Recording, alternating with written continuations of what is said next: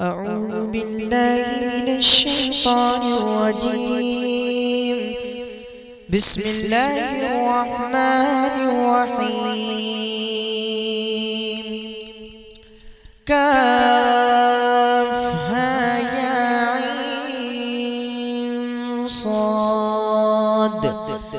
ज़िक्रु रहमति रब्बिका अब्दहु ज़करिया। दावते सुखन देना चाहूंगा अब्दुल वहीद साहब को कि आप आएं और तकरीर पेश करें। अब्दुल वहीद। अस्सलामु अलैकुम रहमतुल्लाहि व बरकातहू। नहमदु व नसल्ली अला रसूलिल करीम, अम्मा बाद। मेरे तकरीर का उन्वान है सबर का वल्ला। एक आदमी की अभी नई नई शादी हुई थी। वो अपने दुल्हन के साथ खाने के लिए बैठा ही था कि एक फकीर ने दरवाजे पर दस्तक दी और कहा कि मैं फकीर हूँ, भूखा हूँ, अगर खाना खिला दो तो आसान माना शुक्र गुजारूंगा। उस आदमी को फकीर का उस वक्त नाना बहुत बुरा लगा। वह घर से बाहर निकला और फकीर को मारना शुरू कर दिया। फकीर को सर से चोट आई जिसमें कई जगह से कट गया और खून निकलना शुरू हो गया। फकीर को मारने के बाद यह आदमी आकर खाने पर बैठ गया। अभी चंद साथ ही गुजर था कि उसकी तबीयत खराब हो गई, चक्कर आने लगा। दर्द से बेचैन होकर वह बुरी तरह चिल्लाने लगा और इसी हालत में वह घर से बाहर निकल गया। फिर वह घर वापस नहीं आया। घर में खानदान वाले परेशान हो गए, हर जगह तलाश की लेकिन बेसुध रहे।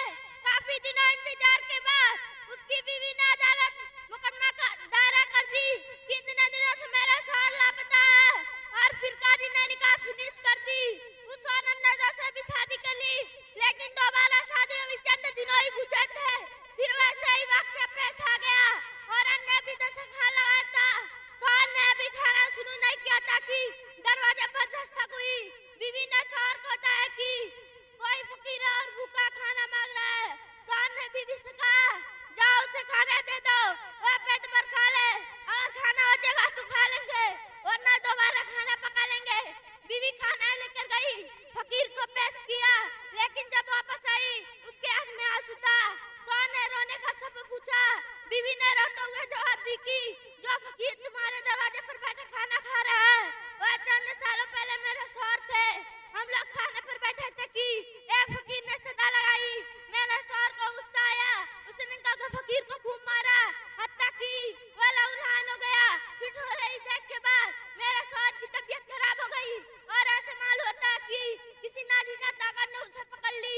इसी आलम में वह घर से बाहर निकल गया और फिर उसका कुछ पता न चल सका। आज ऐसे हाल में मैंने देखा कि मेरे दरवाजे पर खड़ा और भीख मांग रहा है।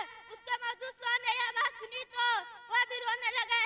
बीवी ने हैरान होकर रोने का सबब पूछा तो कहा, तुमको मालूम है उस शौहर ने जिसको मारा था वह मैं ही था। अस्सलाम वालेकुम रहमतुल्लाहि व बरकातहू। माशाल्लाह, ये थे अब्दुल वहीद जो बहुत ही खूबसूरत अंदाज में आपके सामने तकरीर पेश कर रहे थे।